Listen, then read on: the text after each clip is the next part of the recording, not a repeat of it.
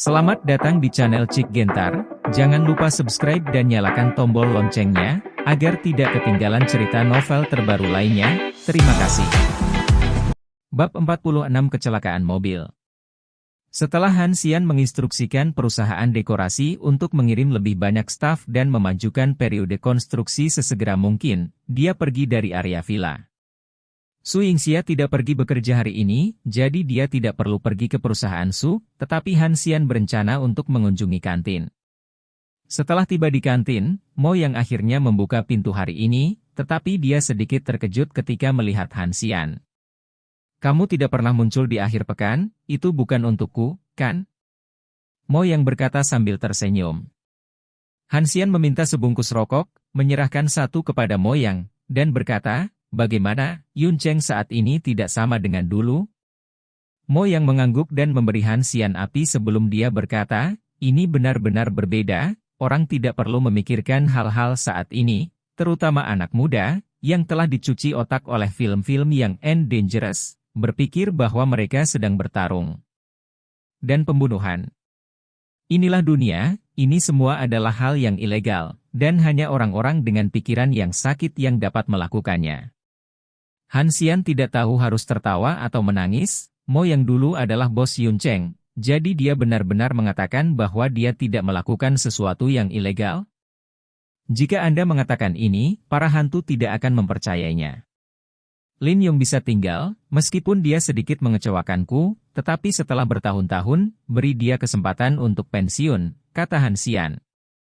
Mo yang menghela nafas, lalu mengganti topik pembicaraan dan berkata, "Ketika kamu membutuhkan tembakau dan alkohol, beritahu aku terlebih dahulu. Aku akan menyiapkan beberapa untukmu dan mengurus bisnisku."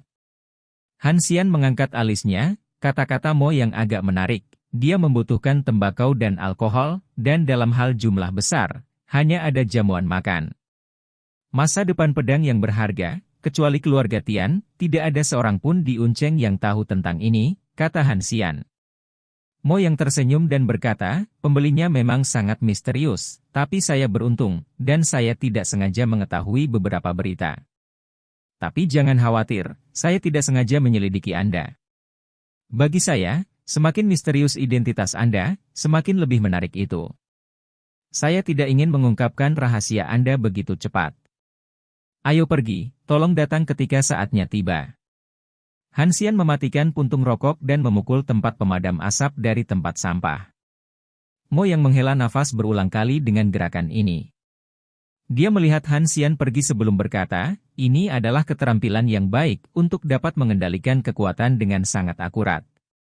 Ketika Han Xian sedang mengemudikan mobil dan hendak menelepon Su Yingxia untuk menanyakan apakah dia membutuhkan bantuan, telepon berdering, dan itu dari Jiang Lan, yang mengejutkan Han Xian. Dalam 3 tahun terakhir, Jiang Lan telah memanggilnya sebanyak mungkin, dan setiap kali dia diminta untuk melakukan pekerjaan keren, tetapi tidak banyak pekerjaan yang harus dilakukan baru-baru ini, mengapa dia datang kepadanya? "Mama."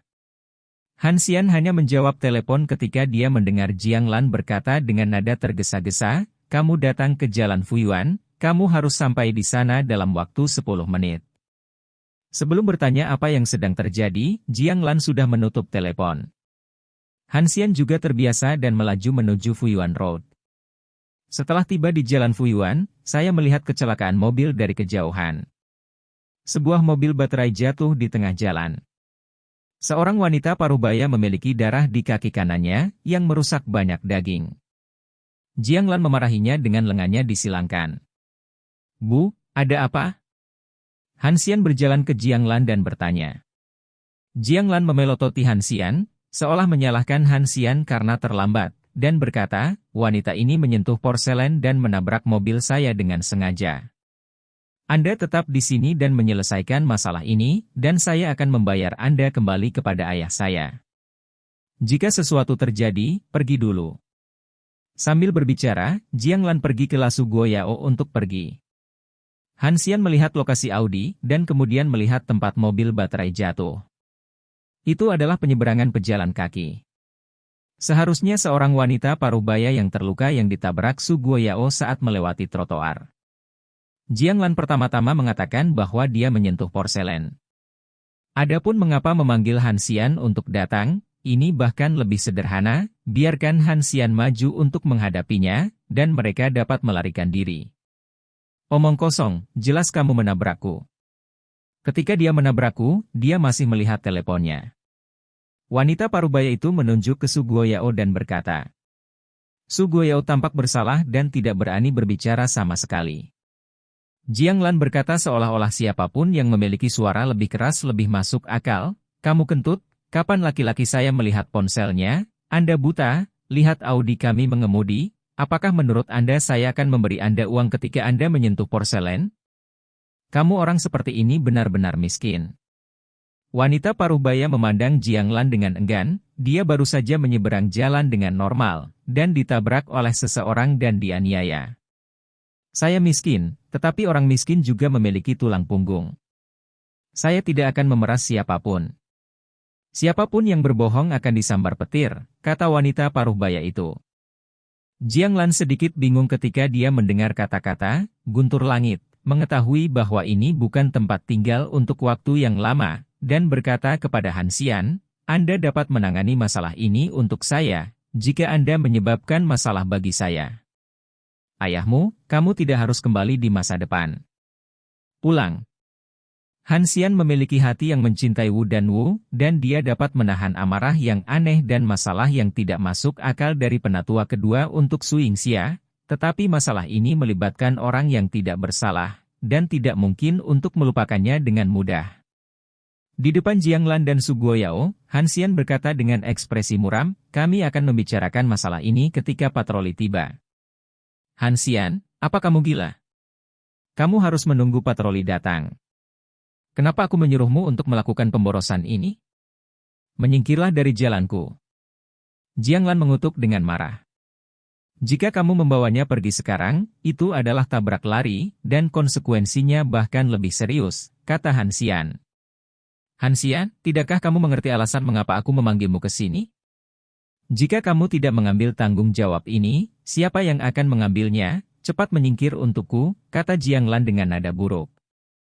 Ayah, apakah kamu pikir kamu bisa melarikan diri? Jika kamu berani pergi, kamu akan berakhir di penjara. Han Xian memandang Su Guoyao dan berkata. Su Guoyao menunduk dan terlalu bersalah untuk berbicara. Masalah ini awalnya adalah tanggung jawabnya. Jiang Lan mengusulkan untuk meminta Han Xian menanggung konsekuensinya, mengatakan bahwa jika dia memberi wanita itu sejumlah uang setelah itu, dia tidak akan terlibat dalam tanggung jawab itu. Tetapi dia juga tahu bahwa begitu masalah itu diketahui, konsekuensinya akan lebih serius. Aku menyuruhmu menyingkir, apakah kamu tidak mengerti kata-kata orang? Jiang Lan mengangkat tangannya dengan cemas. Tepat saat dia hendak menampar tangannya, Han Xian tiba-tiba memegang pergelangan tangannya dengan erat. Han Xian, apa yang kamu lakukan? Jiang Lan berkata dengan suara dingin. Han Xian memandang Jiang Lan dengan wajah dingin dan berkata, jangan berpikir bahwa kamu adalah orang tua Su Yingxia, jadi kamu dapat melakukan apapun yang kamu inginkan di depanku. Gila, gila, kamu benar-benar gila. Kamu berani berbicara denganku seperti ini. Apakah kamu tahu apa statusmu? Kamu gelandangan, lepaskan aku. Jiang Lan membenci giginya, dan sampah ini berani tidak sopan padanya. Han Xian melepaskan tangan Jiang Lan dan berkata dengan dingin, kamu bisa pergi jika kamu mau. Aku tidak akan pernah membantunya bertanggung jawab atas masalah ini. Ketika patroli tiba, aku akan mengatakan yang sebenarnya. Kamu, Jiang Lan menunjuk Han Xian, berpikir bahwa jika dia memanggil Han Xian, dia akan dengan jujur menyalahkan, tetapi dia tidak berharap dia menunjukkan sikap yang begitu keras. Han Xian berjalan ke wanita parubaya yang jatuh dan berkata, selain kaki, apakah ada ketidaknyamanan lain? Saya akan segera memanggil ambulans untuk Anda. Wanita parubaya itu menggelengkan kepalanya dan berkata, anak muda, kamu harus bijaksana. Aku benar-benar tidak menyentuh porselen. Ayahmu yang melihat telepon itu sendiri, jadi dia menabrakku. Han Xian tahu bahwa dia mengatakan yang sebenarnya, jika Su Guoyao tidak bersalah, dia akan mencoba menjelaskannya sejak lama, jadi bagaimana mungkin dia tidak mengatakan sepatah kata pun. Jiang Lan menarik Su Guoyao untuk pergi, tetapi Su Guoyao tidak bisa bergerak sama sekali. Dia pemalu dan lebih suka menunggu patroli datang, daripada ditangkap setelahnya. Apa yang kamu lakukan? Jiang Lan bertanya pada Su Guoyao. Mari kita tunggu, jika saya pergi, konsekuensinya akan lebih serius jika saya menindaklanjutinya setelah itu, kata Su Guoyao. Su Guoyao, aku melakukannya untuk kebaikanmu sendiri. Aku akan segera menelepon Su Yingxia. Apakah Han Xian tidak berani bertanggung jawab untukmu? Jiang Lan mengeluarkan telepon saat dia berbicara. Sayang sekali panggilan belum dibuat, dan patroli telah tiba di tempat kejadian. Su Guoyao, pengemudi, dengan jujur menjelaskan sebab dan akibat dalam pemeriksaan silang. Jiang Lan memandang Han Xian, yang peduli dengan orang luar, dan menggertakkan giginya dengan kebencian. Hanya saja bajingan tidak berguna ini tidak berguna. Ketika hal seperti itu terjadi, dia tidak peduli dengan ayah mertuanya, tetapi dia masih peduli dengan orang luar. Hidup dan matinya lebih sulit daripada keselamatan Su Guoyao. Apakah itu penting? Han Xian, jangan kembali ke rumahku malam ini rumah Jiang Lanku, pergi dan tidurlah di jalan. Jiang Lan berkata kepada Han Xian. Han Xian menoleh untuk melihat Jiang Lan dengan dingin, dan berkata dengan ringan, pada tanggal 15 bulan depan, aku akan pindah ke rumah baru bersama Su Yingxia. Aku tidak akan memaksamu untuk tinggal bersamaku. Bab 47. Jiang Lan mencibir dan menatap Han Xian. Rumah baru itu hanyalah rumah bekas yang rusak. Bahkan jika itu diberikan kepadanya, dia tidak akan menganggapnya serius. Jadi bagaimana dia bisa tinggal di sana? Han Xian, apakah menurutmu bagus untuk membeli rumah rusak? Aku, Jiang Lan, tidak akan pernah pergi ke rumahmu seumur hidupku, dan Su Yingxia juga tidak akan tinggal bersamamu, kata Jiang Lan. Han Xian tersenyum tipis, takut dia akan meminta untuk tinggal di sana. Batas toleransi dapat diperluas hampir tak terbatas untuk Han Xian, tetapi hanya bisa pada dirinya sendiri, dan dominasi Jiang Lan telah menyakiti orang lain, yang jelas bukan sesuatu yang dapat terus ditoleransi oleh Han Xian. Pada saat ini, pembagian tanggung jawab atas kecelakaan itu sudah sangat jelas. Su Guoyao bertanggung jawab penuh, selain biaya pengobatan, ada juga biaya perbaikan mobil baterai. Petugas patroli berjalan di depan Jiang Lan dan berkata dengan ringan, jangan pintar di masa depan. Jika dia melarikan diri, itu tidak akan sesederhana kehilangan uang, dan dia bahkan akan dipenjara. Di depan patroli, Jiang Lan tidak berani sedikit kasar, mengangguk lagi, dan berkata dengan nada lembut, saya mengingatnya, dan tidak akan pernah ada waktu lain. Oke, ambulans akan segera tiba. Sisanya bisa kamu tangani sendiri. Setelah ambulans tiba, Jiang Lan tampak enggan pergi ke rumah sakit. Han Xian tahu bahwa jika dia membiarkannya pergi, dia mungkin mempersulit yang terluka, jadi dia masuk ke ambulans sendiri. Han Xian ini, aku akan mengusirnya dari keluarga Su cepat atau lambat, dan memakan makanan anjing di dalam dan di luar. Aku benar-benar tidak tahu harus berbuat apa. Jiang Lan mengertakkan gigi dan berkata dengan tatapan sinis. Matanya.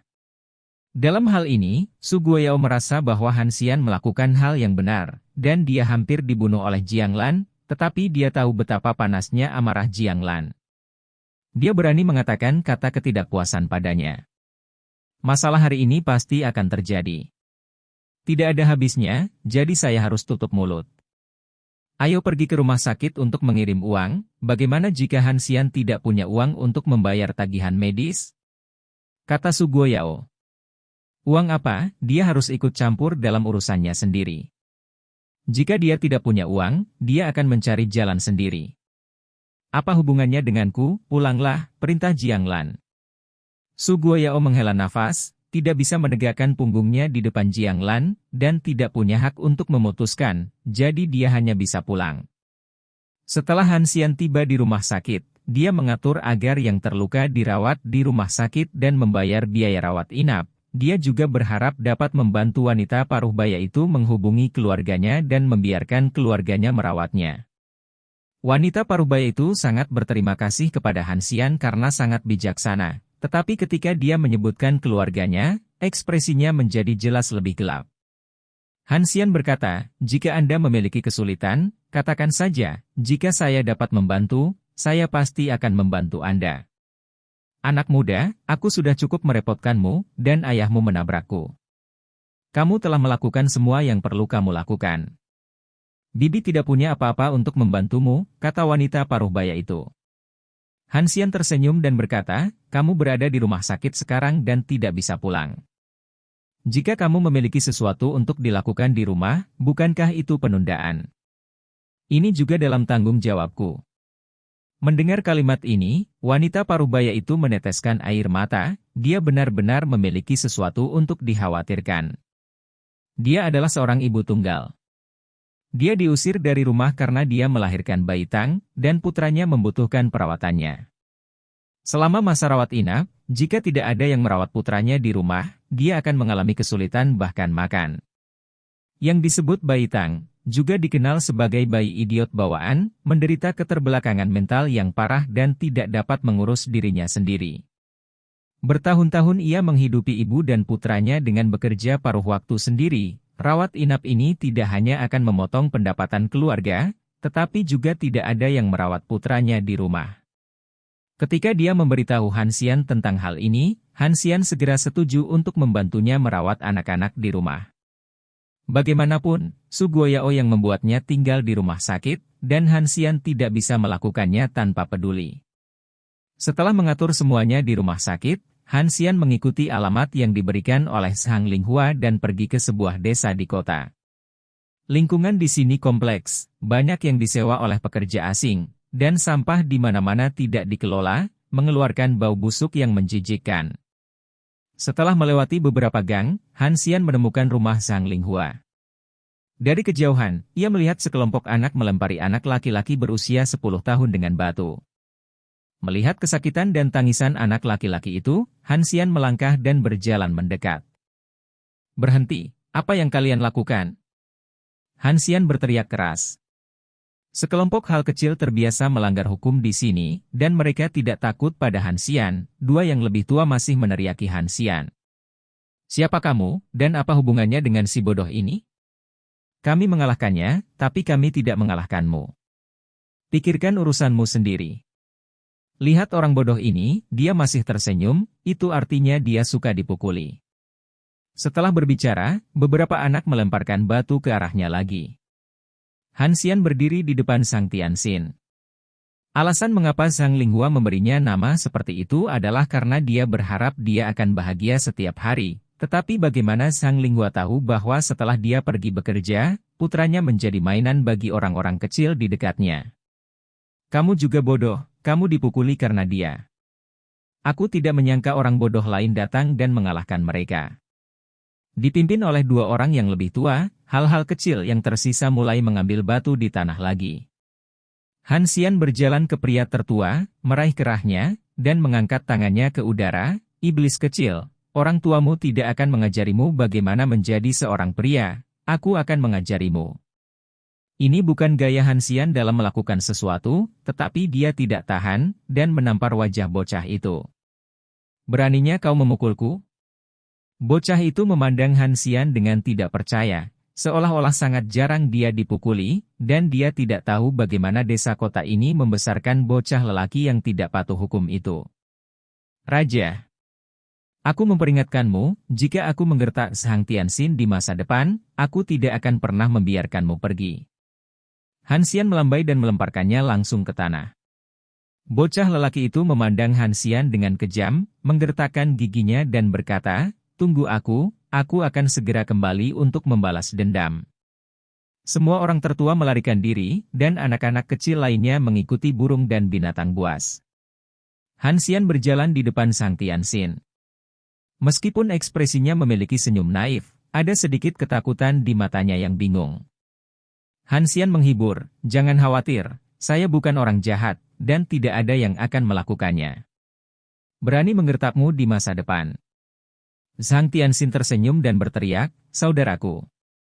Han Xian merasa sedikit pahit di hatinya dan berkata, "Pulanglah, saudaraku akan memasak untukmu." Luas rumah sangat kecil, dengan hanya satu kamar, memasak dan tidur di tempat yang sama. Zhang Tianxin duduk dengan jujur di bangku plastik dan menatap Han Xian dengan tenang. Itu pasti pemandangan yang sama ketika Zhang Linghua sedang memasak. Tidak ada sayuran segar di rumah, dan hanya ada sepiring sisa makanan di lemari kayu untuk peralatan makan. Setelah Han Xian membuat makanan, dia berkata kepada Zhang Tianxin, "Aku akan menunggu saudaraku di rumah, aku akan pergi keluar dan membelikanmu sesuatu yang lezat." Zhang Tianxin mengangguk untuk mengantisipasi, seperti ayam yang mematuk nasi. Han Xian baru saja pergi sebentar. Orang yang dipukuli oleh Han Xian sebelum membawa beberapa orang dewasa ke rumah. Dia harus menjadi orang tuanya. "Di mana orangnya, bodoh? Siapa orang itu barusan?" Bocah lelaki itu bertanya setelah meninju jantung Zhang Tian tanpa ampun. Zhang Tianxin memegangi kepalanya ketakutan dan menangis. "Ayah, apa yang harus saya lakukan? Dia sepertinya telah melarikan diri." Bocah lelaki itu menoleh dan berkata kepada seorang pria dewasa. Pria dewasa ini bernama Yang Xing, dia adalah pemimpin nakal di desa, dan itu juga alasan mengapa putranya berani sombong di sini. Desa kota termasuk dalam zona yang tidak perlu dikhawatirkan. Karena tidak ada minyak dan air untuk ikan, orang-orang seperti Lin Yong tidak menaruh pikiran mereka di sini, dan beberapa orang yang tinggal di desa kota dilahirkan untuk membela diri mereka sendiri. Yang Xing sangat pandai berkelahi, dan dia membuat nama di desa kota. Semua orang di sini akan memanggilnya Yang Ge ketika mereka melihatnya.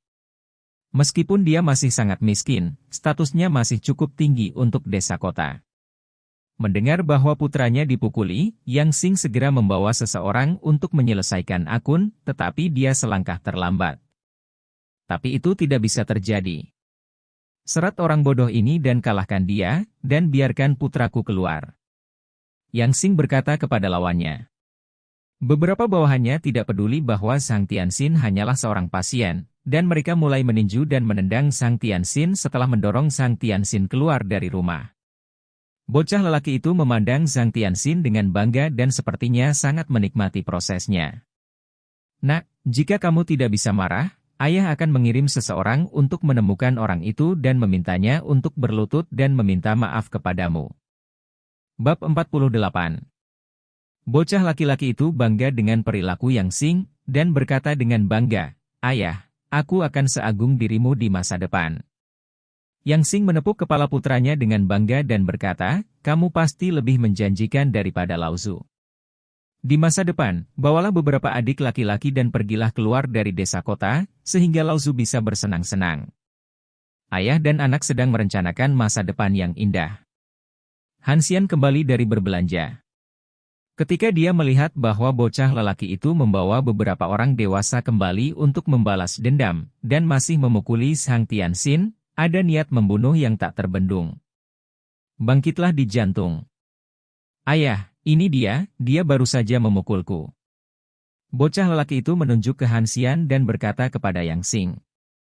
Yang Xing tersenyum muram dan menatap Han Xian, "Kamu yang memukuli putraku? Berlututlah dan minta maaf padanya, atau aku akan kehilangan kakimu hari ini." Han Xian membuang sayuran di tangannya dan berjalan lurus menuju Yang Xing. Pada saat ini, Han Xian memiliki niat membunuh yang belum pernah terjadi sebelumnya. Ketika beberapa bawahannya melihat ini, mereka berdiri di depan Yang Xing, dengan ekspresi yang sama sekali tidak menganggap serius Han Xian. "Bahkan putra saudara yang berani bertarung, kamu tidak kecil. Melihat penampilanmu, kamu bukan dari kelurahan. Tahukah kamu bahwa tidak ada orang dari luar yang berani datang ke kelurahan untuk membuat masalah?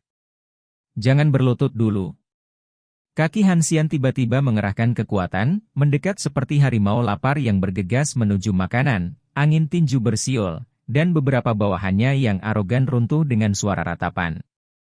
Yang Xing juga mengandalkan tinjunya untuk memiliki status yang dia miliki saat ini, di seluruh desa, tidak ada orang kedua yang bisa bertarung lebih baik darinya. Namun, metode ganas Han Xian membuat Yang Xing tercengang. "Ini sangat ganas. Ketika Yang Xing sadar kembali, Han Xian menendang perut bagian bawahnya dan mundur beberapa langkah sebelum jatuh ke tanah. Dengan wajah pucat, Yang Xing merasa perutnya akan ditendang, dan rasa sakitnya tak tertahankan. Han Xian terus berjalan menuju Yang Xing. Melihat niat membunuh di mata Han Xian, Yang Xing merasa takut untuk pertama kalinya, dan berkata, "Saudaraku, apa yang ingin kamu lakukan? Bicaralah padaku jika kamu memiliki sesuatu untuk dikatakan."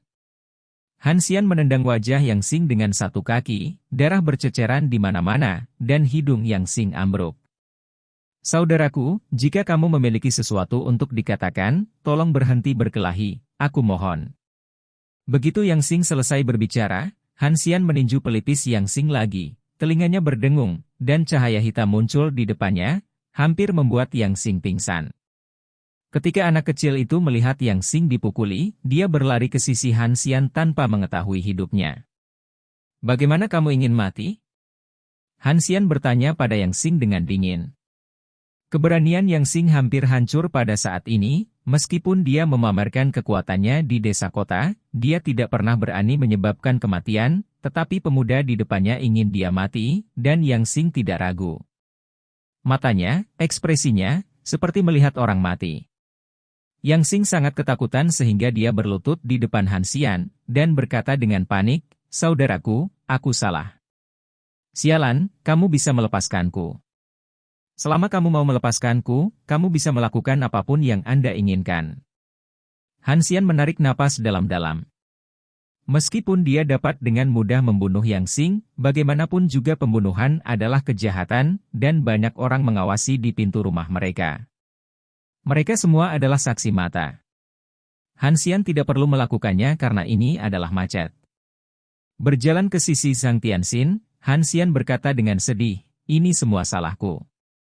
Jika aku tidak meninggalkanmu sendirian di rumah, kamu tidak akan dipukuli." Zhang Tianxin menarik sudut pakaian Han Xian dan menggelengkan kepalanya dengan ngeri, tidak menyalahkan Han Xian. "Apakah kamu lapar? Bagaimana kalau kita makan dulu?" Han Xian melanjutkan. Meskipun Zhang Tianxin ketakutan, dia tahu bahwa dia lapar dan mengangguk dengan tergesa-gesa. Han Xian memindahkan meja persegi kecil ke pintu dan makan bersama Zhang Tianxin. Yang Xing dan beberapa bawahannya, termasuk putranya, berlutut di depan Han Xian. Adegan ini juga membuat orang lain di desa kota diganggu oleh Yang Xing. Orang-orang merasa lega dan bertepuk tangan secara hasia. Pada saat ini, Su Yingxia, yang sedang berbelanja, kembali ke rumah dengan lelah. Jiang Lan duduk di sofa di ruang tamu dengan wajah cemberut, dan sebelum Su Yingxia meletakkan barang-barangnya, dia berkata dengan dingin, "Mulai hari ini dan seterusnya, rumah ini hanya dapat menampung satu dari Han Xian dan aku, Yingxia, sendiri." Lihat. Alis Su Yingxia berkerut, dan dia mengalami neuropati lagi. "Bu, apa yang terjadi padamu?" Su Yingxia bertanya. "Ada apa denganku?" Jiang Lan langsung mengerutkan kening, dan berkata dengan percaya diri, "Han Xian tidak menganggapku serius sekarang, kurasa sayapnya keras sekarang, bahkan aku berani-berani sial. Apakah kamu pikir aku bisa mentolerir hal seperti itu?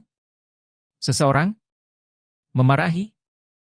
Bagaimana mungkin Han Xian memarahi Jiang Lan? Pasti ada kesalahpahaman."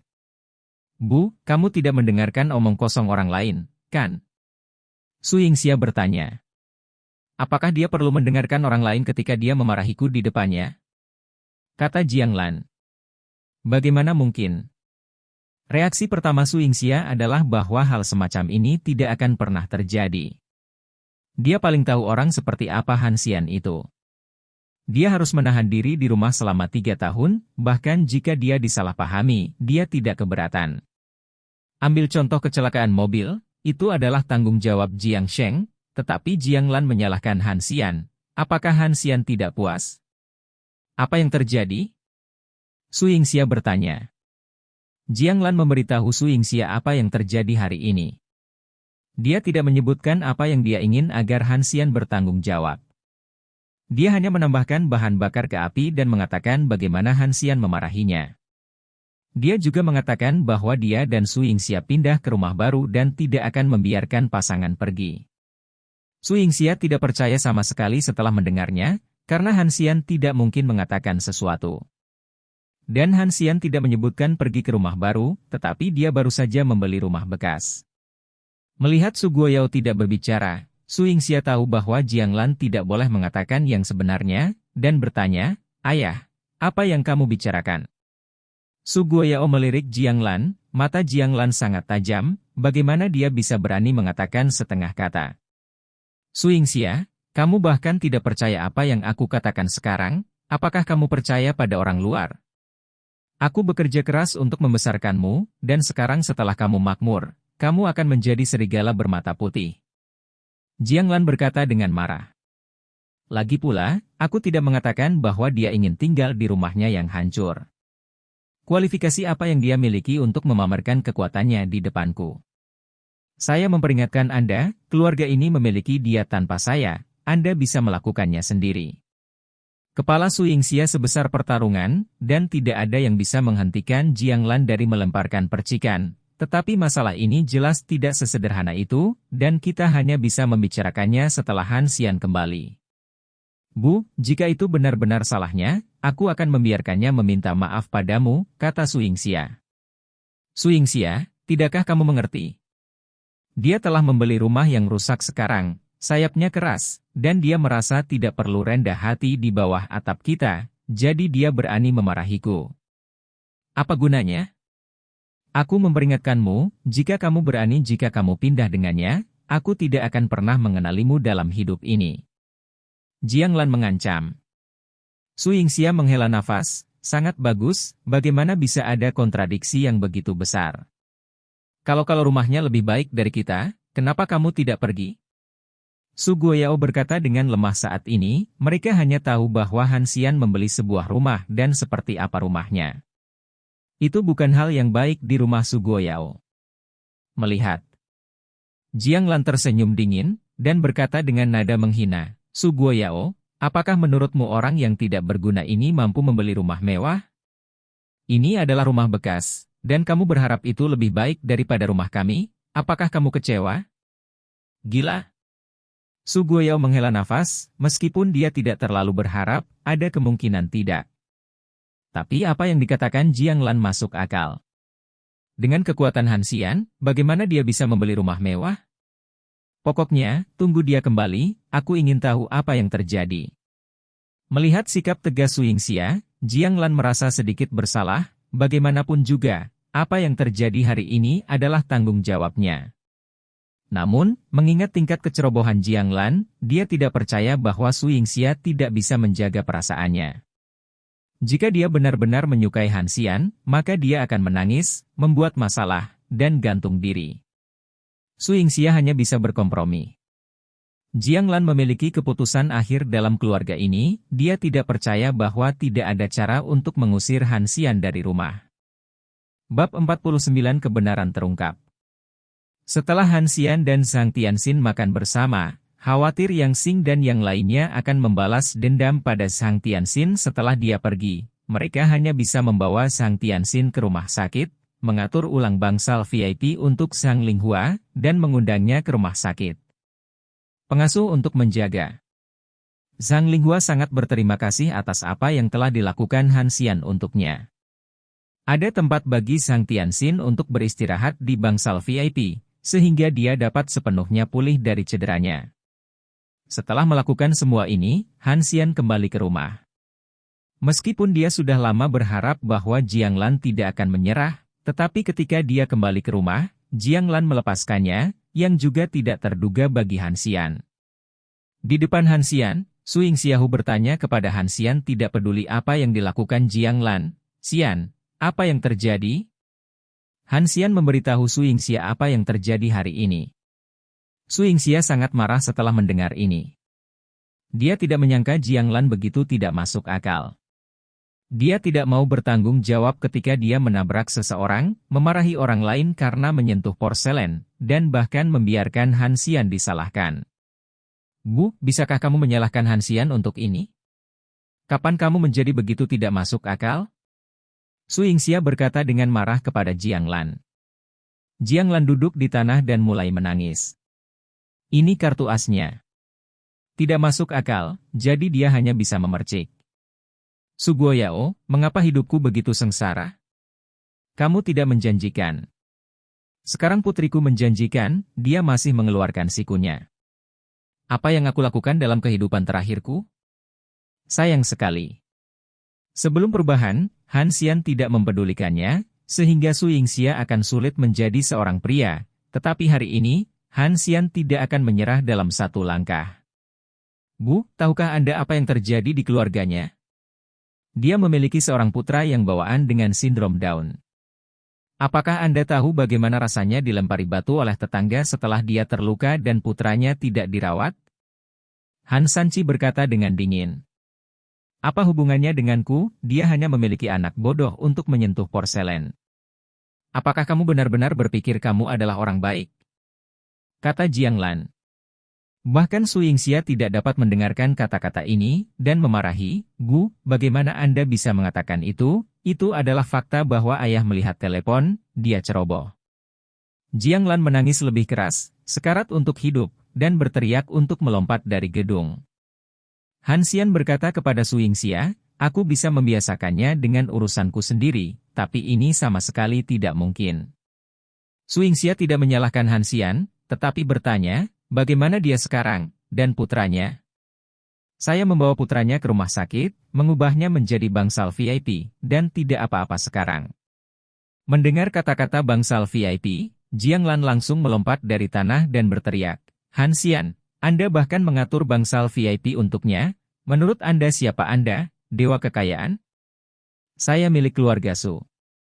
Apakah uang hanya untuk Anda menyebarkan cinta? Bu, aku tidak menggunakanmu sepeser pun, apa hubungannya denganmu? Han Xian berkata dengan dingin.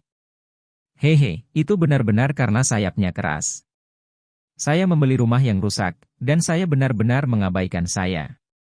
Anda bisa melakukannya, Han Xian. Saya tidak berharap Anda memiliki keberanian seperti itu.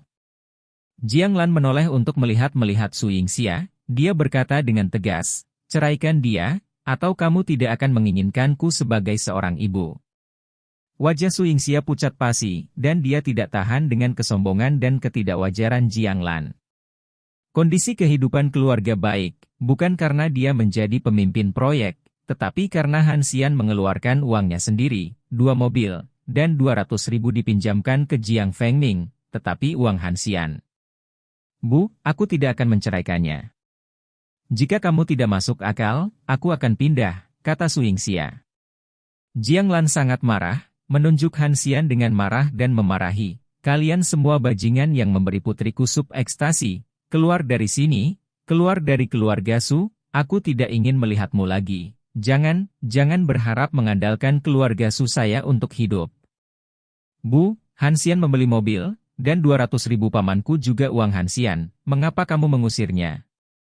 Su Yingxia akhirnya tidak bisa menahannya dan berkata. Dia telah menanggung masalah ini di dalam hatinya untuk waktu yang lama, dan dia tidak bisa melihat Han Xian dan dipandang rendah oleh Jiang Lan lagi. Jiang Lan tercengang, dan bahkan Su Guoyao memiliki ekspresi yang luar biasa. Untuk membantunya berbicara, kamu akan berbohong padaku sekarang? Kata Jiang Lan. Apakah Anda percaya atau tidak, itu fakta. Anda pikir saya benar-benar dapat menghasilkan begitu banyak uang di perusahaan? Apakah menurut Anda nenek dapat memaafkan korupsi saya? Su Yingxia berkata dengan dingin dan tanpa ekspresi. Ayah, apakah menurutmu jika aku mengambil lebih dari 1 juta dari perusahaan, bukankah nenekku akan mengetahuinya? Su Yingxia memandang Su Guoyao dan melanjutkan. Su Guoyao tahu siapa wanita tua dari keluarga Su. Dia memeriksa rekening perusahaan secara langsung. Bahkan jika dia mengetahui tentang beberapa masalah kecil, dia tidak akan banyak bicara, tetapi jumlahnya lebih dari 1 juta, dan dia benar-benar tidak bisa mentolerirnya.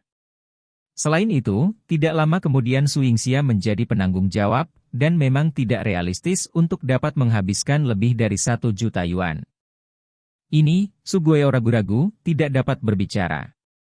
Su Yingxia melirik Han Xian dan berkata, jika bukan karena dia, mengapa Anda mengendarai Audi? Jika bukan karena dia, di mana Anda akan meminjamkan 200.000 yuan kepada paman saya? Apakah Anda benar-benar berpikir itu milik saya? Kredit? Jiang Lan membeku dan tidak berbicara, seolah-olah seseorang telah mencekik tenggorokannya.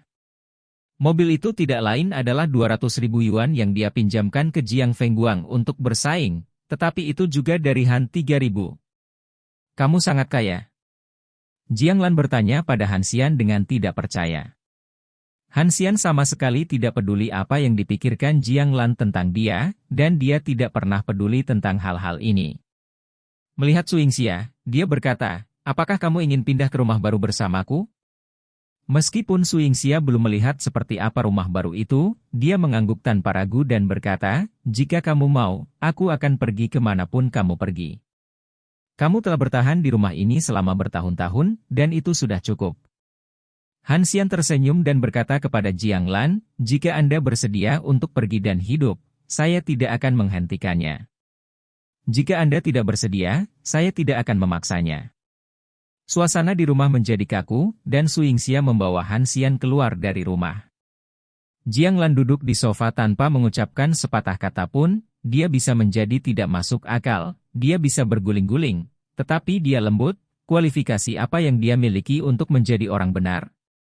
Itu adalah 200.000 yuan penuh, dan Han Xian mengambilnya segera setelah dia mengatakannya. Tidak peduli dari mana uang itu berasal, bagaimanapun juga itu adalah kantong Han Xian.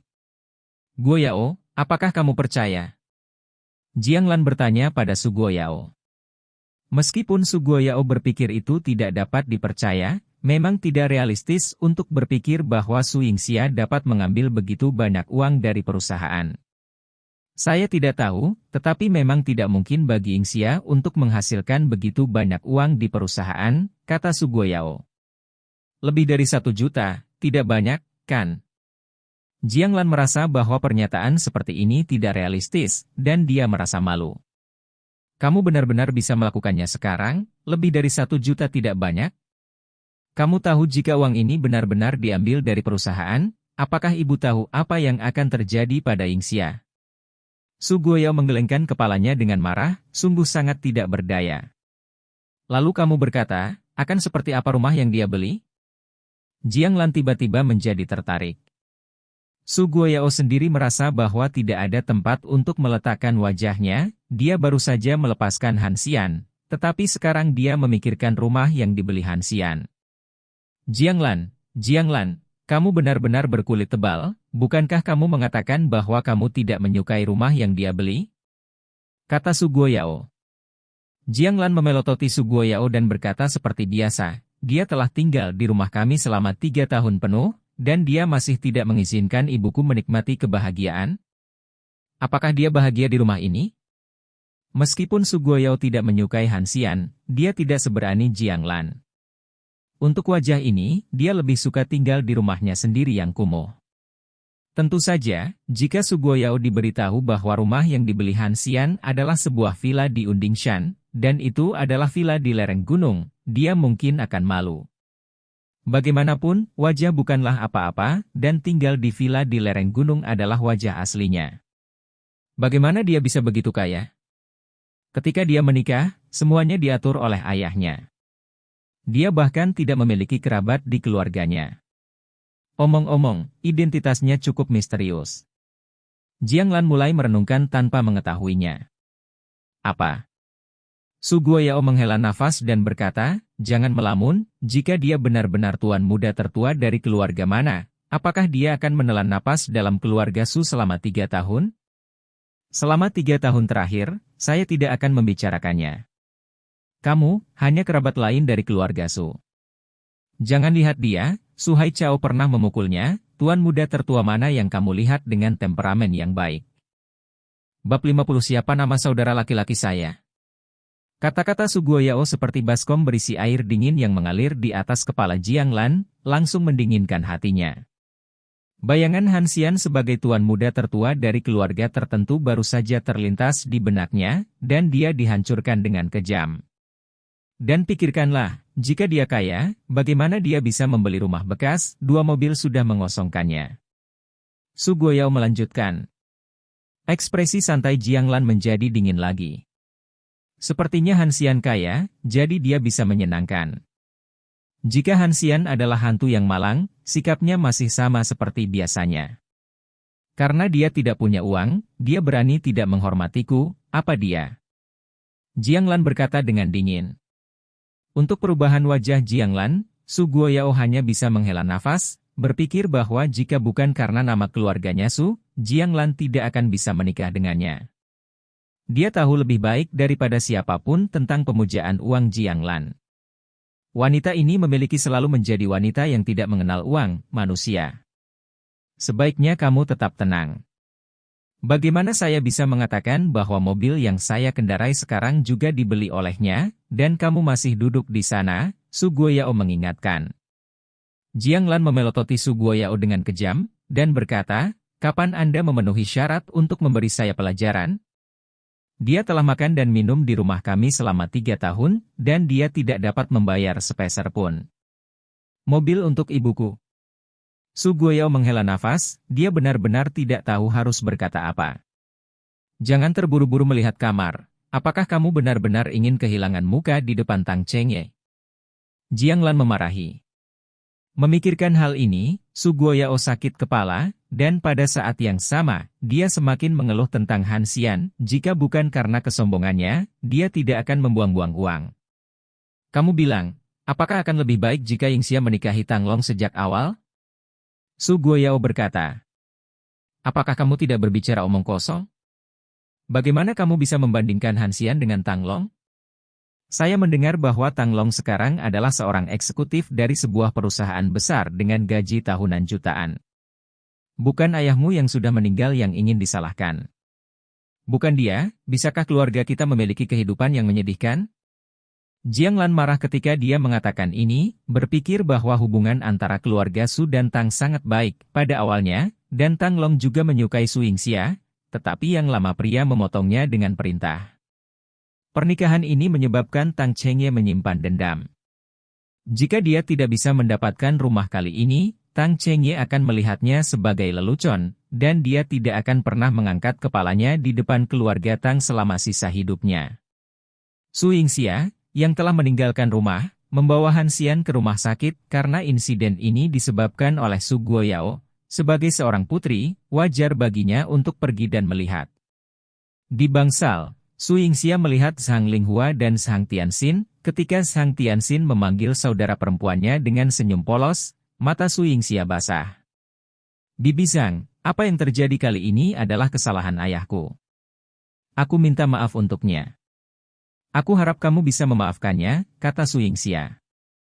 Zhang Linghua menggelengkan kepalanya, melirik Han Xian, dan berkata, suamimu adalah pria yang baik, dia membayar semua tagihan medis, dan dia mengubahku menjadi bangsal yang begitu baik, dan meminta seseorang untuk merawat ibu dan anak kita. Apa yang harus saya lakukan? Bisakah Anda menyalahkan Anda? Bibi Zhang, ini adalah dua hal yang berbeda. Kesalahan ayahku dan apa yang dia lakukan tidak dapat dibandingkan, kata Su Yingxia. Kakak, saudara laki-laki adalah orang yang baik. Apakah kamu memiliki adik laki-laki? Zhang Tianxin tiba-tiba bertanya pada Su Yingxia secara tak terduga. Yang disebut Tong Yan Wuji, meskipun Zhang Tianxin tidak sengaja mengatakannya, kalimat ini membuat Su Yingxia langsung tersipu. Dia dan Han Xian bahkan belum pernah secara resmi berpegangan tangan. Han Xian tidak terlihat malu atau malu, dan berkata kepada Zhang Tianxin, tidak ada adik laki-laki, tetapi harus segera. Su Yingxia diam-diam menoleh dan menatap Han Xian. Ketika kamu memiliki adik laki-laki, aku akan melindunginya seperti kakak laki-lakiku melindungiku. Zhang Tianxin berkata dengan kepalan tangannya terangkat, meskipun pikirannya tidak sebaik usianya, tetapi hati cermin yang cerah lebih bersyukur, Han Xian melindunginya, dia tahu bagaimana membalas Han Xian. Han Xian melirik Zhang Tianxin dengan heran, dan kemudian bertanya kepada Zhang Linghua, pemikiran Tianxin cukup jelas.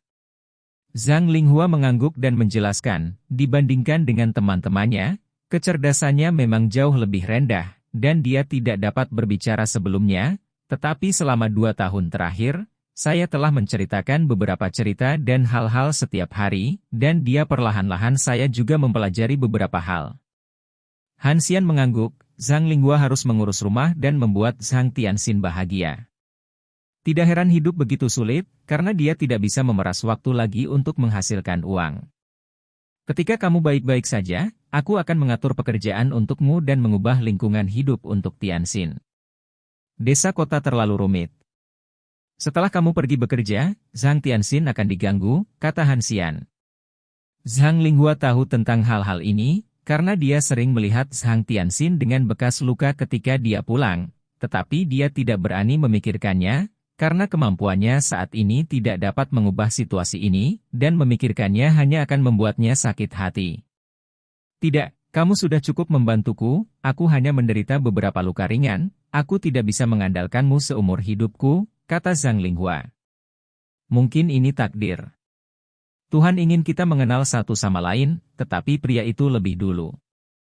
Jika Anda tidak melakukan pekerjaan Anda dengan baik, Anda juga akan dipecat, kata Han Xian dengan benar. Zhang Linghua mengangguk, rasa terima kasihnya melampaui kata-kata. Setelah keduanya meninggalkan rumah sakit, Su Yingxia bertanya kepada Han Xian, di mana Anda akan mengatur agar Bibi Sang pergi bekerja? Dia seharusnya hanya dapat melakukan beberapa pekerjaan fisik. Anda harus tahu bahwa di lingkungan yang berbeda, itu tidak baik. Baginya untuk dipaksa ke dalamnya. Bagus. Arti kata-kata Su Yingxia jelas, mudah untuk mengubah lingkaran kehidupan Zhang Linghua, dan terkadang itu akan menjadi bumerang, karena dia mungkin tidak dapat beradaptasi dengan kehidupan baru.